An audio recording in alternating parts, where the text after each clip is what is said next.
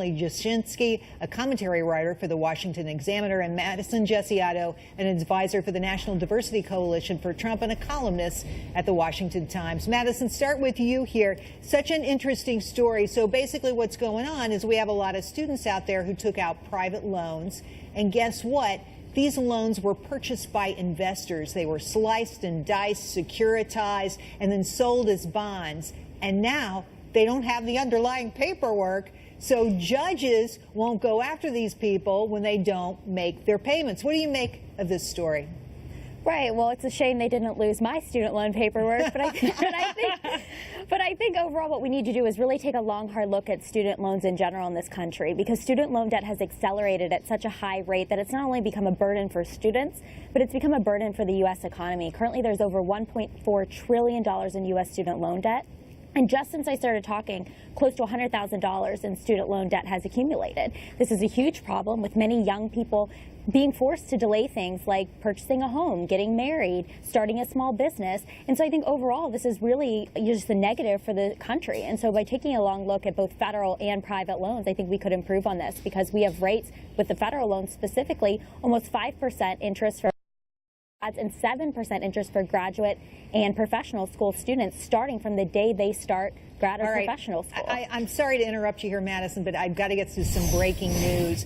Senate Majority Leader Mitch McConnell just declaring from the Senate floor, quote, "We'll have to vote on the motion to proceed to the repeal early next week."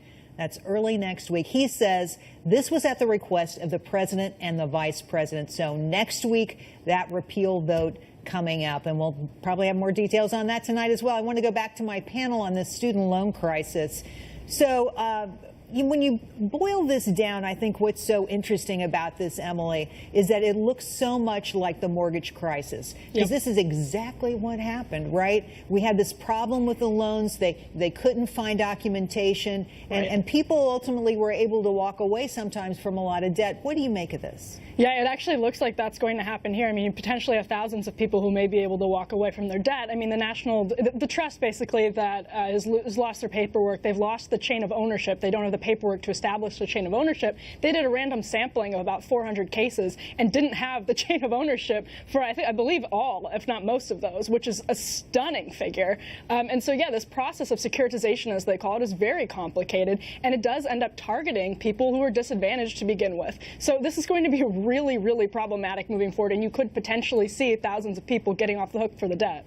There's some 160,000 loans that are in contention, and the reason they're in contention, just to review again, this is a complicated story, they end up in court because somebody fails to make a payment. So then these trusts that own the debt go in and sue, but then the judges find, hey, you can't proceed because you don't have any of your documentation. Madison, when you look at this, and I know you're living this story basically, I think this sets up an interesting dynamic in our country, because we have people like you who have that student loan debt, $4 trillion worth of it out there, and they're desperate to pay this, to get this behind them.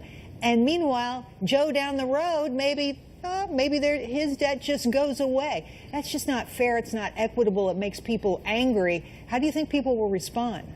Right. I think it's a very frustrating situation for everyone involved. And when we look back, specifically to the mortgage crisis, a lot of times they came forward with falsified paperwork. And it will be interesting to see if anything like that happens here.